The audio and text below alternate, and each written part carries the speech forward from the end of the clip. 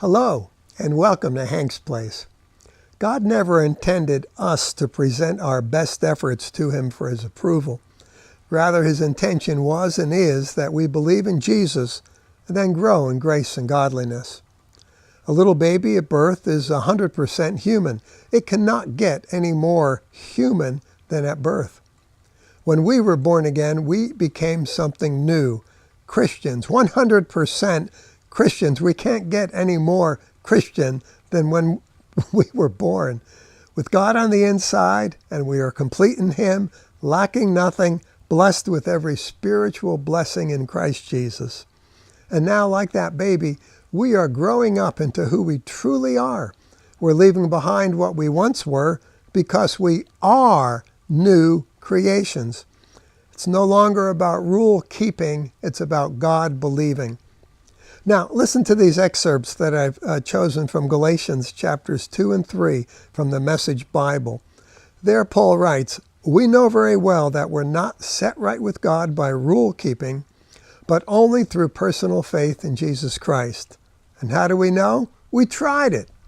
Convinced that no human being can please God by self-improvement, we have believed in Jesus as the Messiah." Then Paul says, "I tried rule keeping and working my head off to please God, and it didn't work. So I quit being a lawman in order to become God's man." Paul then addresses the Galatians, saying, if a living relationship with God could come by rule keeping, why then Christ died unnecessarily. But you crazy Galatians, what's happened to you? Did somebody put a hex on you? For something crazy has happened. It's obvious that you no longer have the crucified Jesus in clear focus in your lives. How did your new life begin? Was it by working your heads off to please God? Or was it by responding to God's message to you?